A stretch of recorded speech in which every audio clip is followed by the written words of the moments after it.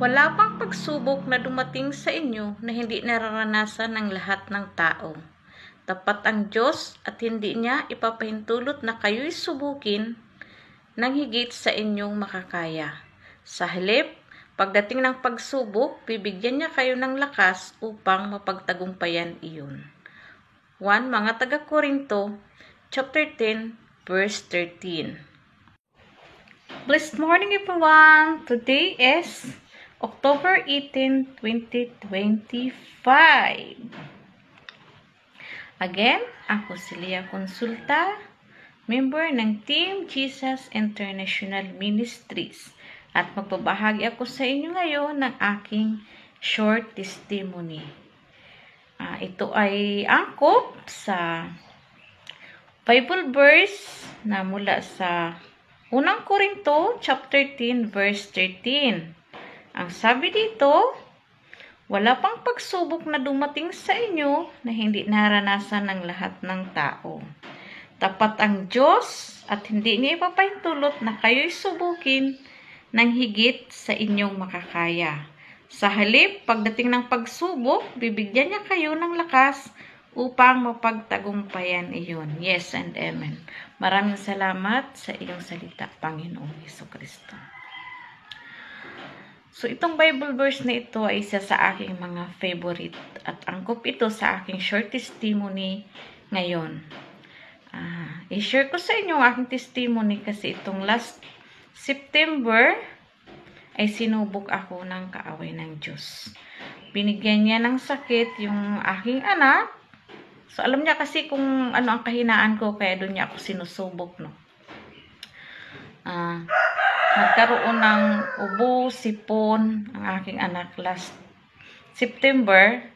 At masigit pa doon, sumusuka siya ng plema na parang malapot na kulay itim, na parang patay ba na dugo. Yun, sinusuka niya yun.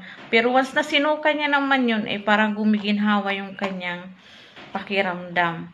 Kaya lang parang 4 na araw yata yun, na tuwing gabi sumusuka siya ng ganon.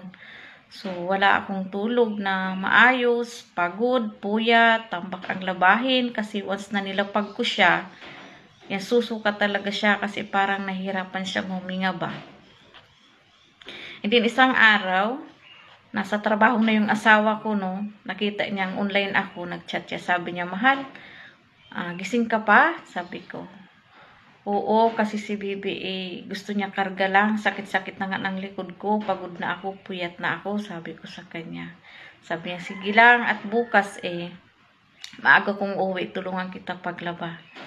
So, yun naman, nagpapasalamat ako sa Diyos. Sabi ko, Lord, maraming salamat sa buhay ng asawa ko kasi lagi siyang nandyan para tulungan ako. And then, nagpray ako. Sabi ko, Lord, pagod na talaga ako, Lord. Habang tumutulong ang luha ako, antok na ako. Pagalingin mo naman na yung anak ko, please. Sabi ko sa kanya. And then, after ko mag-pray, nag-scroll ako. So, pinakita doon ng Holy Spirit yung isang sitwasyon. May nanay doon na kapares ko din ng sitwasyon. May anak siyang may cerebral palsy. Kaso siya, mga kapatid, ay meron din siyang karamdaman. Meron siyang sakit at wala siyang asawa na katuwang sa pag-alaga sa anak niya. Matanda na siya. Sabi ko, Lord, kaawa ang sitwasyon nila. Sabi ko, Lord, maraming salamat. At pinakita mo ito sa akin na ibig sabihin ay blessed pa ako. So, wala akong karapatan magreklamo. Sorry, Lord. Sabi ko, maraming salamat sa buhay na meron ako. Kahit ganito ang sitwasyon ko, may asawa ako na nandyan nakaagapay sa akin.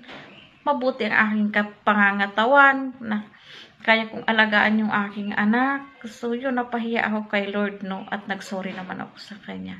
Yun, mga kapatid, pag may mga sitwasyon na ganito sa atin, meron pa palang mas mahirap doon.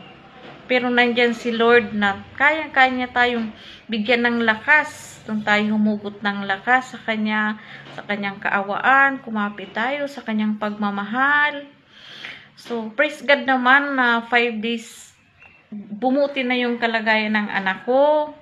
Hindi na siya sumuka at saka nawala na rin yung ubo at sipon niya. Hallelujah, purihin ka Panginoong Jesucristo.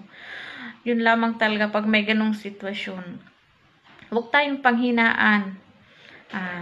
Tingnan natin tong Bible verse na ito, kumapit tayo sa mga pangako ni Panginoong Jesucristo dahil siya ay tapat sa kanyang mga pangako. Lagi natin itong tandaan yung kanyang pangako dito sa unang Korinto, chapter 10, verse 13. At ito ay mapanghugutan natin ng lakas sa araw-araw nating pamumuhay. Hallelujah! Pinupuri kita, Panginoong Hesus. God bless everyone. To God be all the glory. Jesus loves us.